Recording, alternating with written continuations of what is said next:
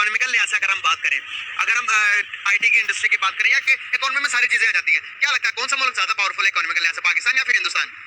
मेरे ख्याल से दो तरीके हैं देखने के। अगर तो हम अपनी आवाम को देखें तो पाकिस्तान की आवाम अमीर है, और अगर हम गवर्नमेंट को देखें तो वो इंडिया की गवर्नमेंट अमीर है। अच्छा, पाकिस्तान की अवाम किस तरह से अमीर है, थोड़ा सा डिफाइन कीजिएगा ताकि ऑडियंस को जरा समझने में इजी हो।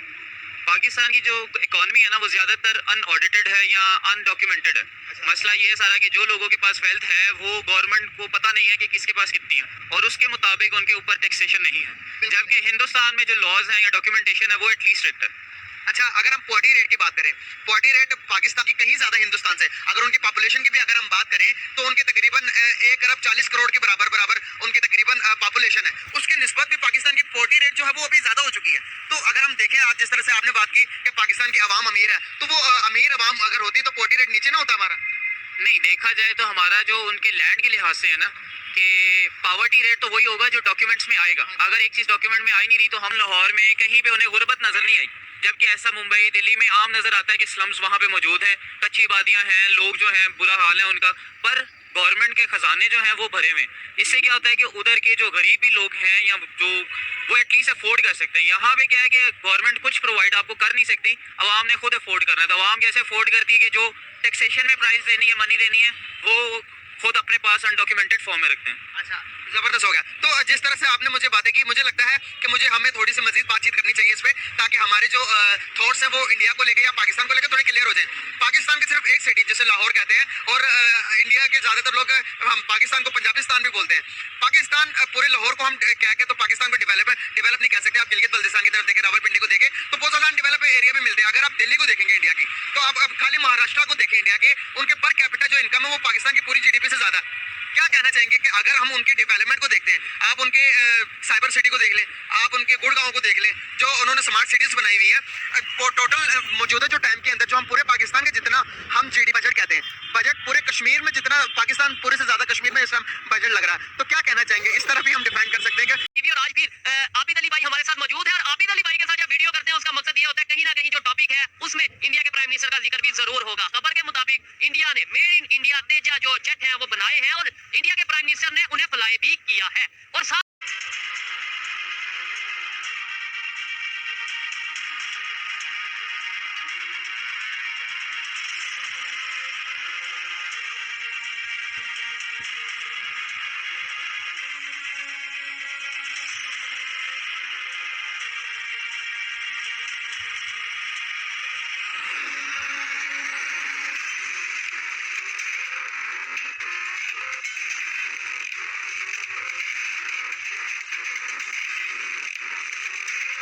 जिस तरीके से इंडियन प्राइम मिनिस्टर ने ड्रेसिंग रूम में जाके इंडिया टीम को, टीम इंडिया को सपोर्ट किया, उसके ऊपर भी बात करेंगे। अस्सलाम वालेकुम आबिद भाई। जी वालेकुम अस्सलाम। दोस्त, मोदी जी के लिए तो बहुत सी बातें करने के लिए, और आज तो मेरे पास स्पेशल लाइंस है उनके लिए बोलने के लिए, क्योंकि जो उन्होंने आज कारनामा कर दिया है उसके बारे में पायलट भी बन गए हैं। जी जी, वो उसके बारे में तफसीलन बताऊंगा। अभी फिलहाल मैं अपनी प्रोडक्ट दिखाना चाह रहा हूँ, जो मेरी ऑडियंस खुश होगी उसे देख के। ये मेरी अपनी प्रोडक्ट है और ये लेटेस्ट आए हैं सारे। मतलब आपने अपनी जी, आबिद अली की अपनी फैक्ट्री की अपनी प्रोडक्ट है, और ये आबिद अली का दिमाग है, ये मैंने खुद बनाया सारा। ये कैमरामैन अगर दिखाएं जी, ये जो चीज है ये आबिद भाई ने ये प्रोड्यूस किया, कह लें इनकी फैक्ट्री से बनी। आबिद भाई कीमत भी जरा अगर बताएं आप इनकी, साथ साथ जरा पता चले। तो ब्रांडों पे 5500 की है पाकिस्तान में, हमारे पास 2500 की है। ये आप कितने की? 500 की है। ये इस तरह की ट्रैक सूट है, 3 पीस इस तरह की वैरायटी। खैर, ये तो दुकानदारी शुरू हो गई है। कुछ लोग ये कहेंगे कि भाई ये पब्लिसिटी हो रही है या प्रमोशन हो रही है, लेकिन ये इस प्रमोशन का फायदा नहीं है। भाई, सबसे बड़ी बात जो मैं मोदी जी के लिए करना चाह रहा था, देखिए मोदी जी ने जो इंडिया ने फाइटर जेट जो बनाया, वो तो ठीक है उन्होंने बनाया, लेकिन उसे प्रमोट किस तरीके से किया गया, आप समझिए इस चीज को। मोदी जी की क्लास बताना चाह रहा हूँ। पायलट थे, साथ खुद पायलट बन गए, उसे फ्लाई किया, उसे चलाया, चला के दिखाया। उसे चलाने का मकसद क्या था? किसी मुल्क के वज़ीर आज़म को क्या जरूरत है पायलट बन के चलाने की?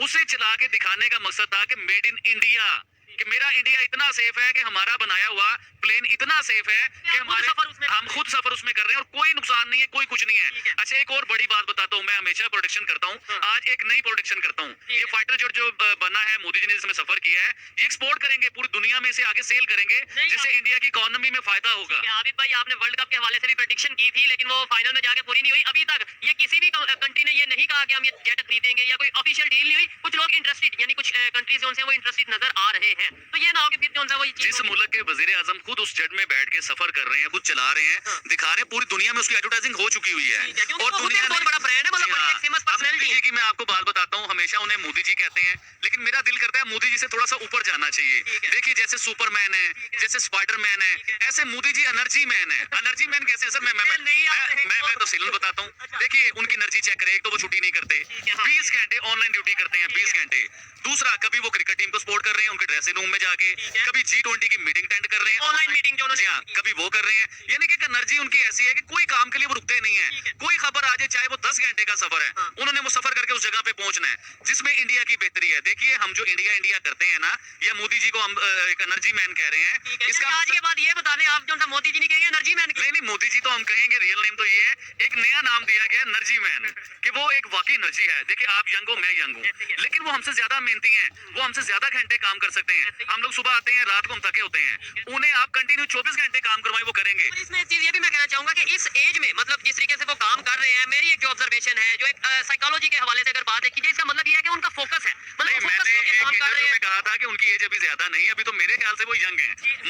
मुझे यंग नजर आते हैं। देखिए मुझे यंग कैसे नजर आते हैं, अपनी एक्टिविटीज से उनकी एक्टिविटी देखिए सर, उनकी इतनी एक्टिविटी। आज का नौजवान 25 साल का उस तरह भाग के और दौड़ के काम नहीं कर सकता जैसे वो 20-20 घंटे काम कर रहे हैं। और उनको यंग मैंने किस लिहाज से कहा था वो भी मैं आपको बताता चलूं कि अभी वो 1-2 टेन्योर और इंडिया में गवर्नमेंट कर सकते हैं। अभी भाई अगर पास्ट की बात करें, थोड़ा सा अब टॉपिक के ऊपर थोड़ा सीरियस वे में बात करते हैं कि पास्ट में पाकिस्तान हो या इंडिया हो, दोनों कंट्रीज रशिया से या फिर यूएसए अपना जो सा डिफेंस के इक्विपमेंट्स हैं, इवन हम जो से F-16 और वो जो से दूसरे मैक उनके जो से जेट थे होता था। वो सर, इंपोर्ट करते थे। ये होता हम था। आज भी इंपोर्ट कर रहे हैं, आज भी F-16 जो है वो यूएस की मदद से या इस तरीके से वो किया जा रहा है, और डिफेंस के जो दूसरे इक्विपमेंट्स हैं वो कोई चाइना और ये दूसरा यूएस की मदद से हम ले रहे हैं, जबकि वो अपनी फैक्ट्रीज लगा चुके हैं। 20 से 25 साल पहले या 30 साल पीछे चले जाइए, ठीक है। इंडिया ने एक ऐलान किया था पूरे इंडिया में, मेड इन इंडिया, यानी कि हम जो भी प्रोडक्ट बनाएंगे वो इंडियन प्रोडक्ट होगी, हमें बाहर से लेने की जरूरत नहीं है। ठीक है। वक्ती तौर पे इंडिया ये लगता था कि यार इनके पास टेक्नोलॉजी नहीं है, इनके पास नई चीजें नहीं है, इनके पास जो है जदीद चीजें नहीं है।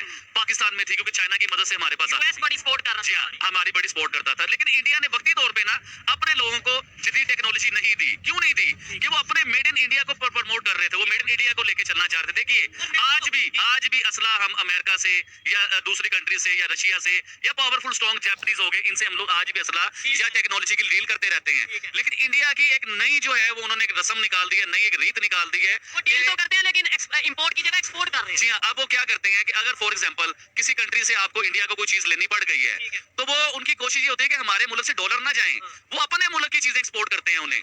ऐसे मुल्क तरक्की करते हैं, ऐसे मुल्क ऊपर जाते हैं। देखिए पॉलिसीज होती हैं, दिमाग होता है। हम दूसरी दुनिया से चीजें मंगवा रहे हैं, हर प्रोडक्ट हमारी दूसरी दुनिया से आ रही है।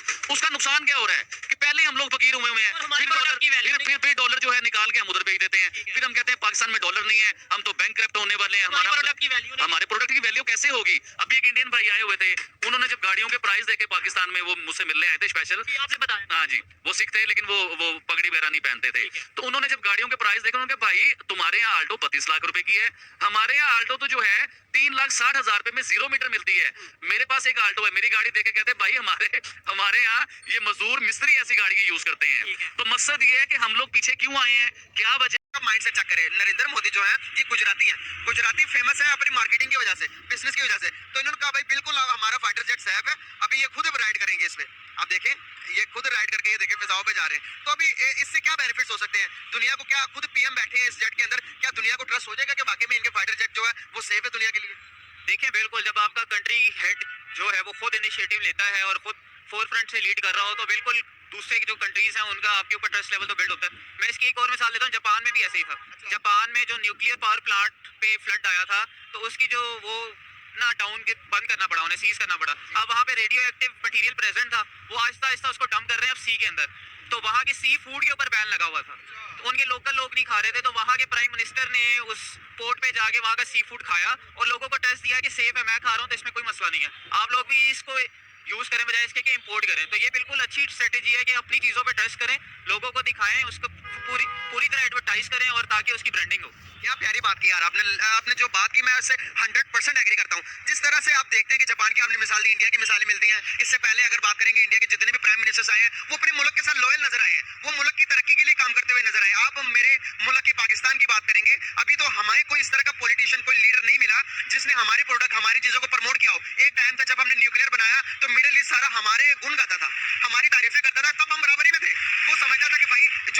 पाकिस्तान हमारी हमारी रक्षा कर सकता है, हमारी हिफाजत कर सकता है मुश्किल वक्त में। लेकिन आज जब हम देखते हैं इकोनॉमिकल तौर पर हम कमजोर हो गए, तो मिडिल ईस्ट ने भी टोटली, जितने भी सऊदी अरेबिया, दुबई, यूएई, तो सबने हमारा साथ छोड़ दिया। कैसे देखते हैं इन चीजों को? क्या गलती हमारी है जो साथ छोड़ने के पीछे, या उनकी गलती है? नहीं, गलती बिल्कुल हमारी है। हम लोग कैसे दुनिया को ये कह सकते हैं कि आप हमें लोन दें, हम वापस कर देंगे, जबकि हम डिफॉल्ट के एक तरह कॉर्नर के ऊपर खदेड़ने पे खड़े हैं। तो ये ऐसे तो लोग हम पे ट्रस्ट नहीं करेंगे। बिल्कुल 91-92 में इंडिया भी हमारी तरह बैंकरप्सी पे था, उसने अपने गोल्ड रिजर्व को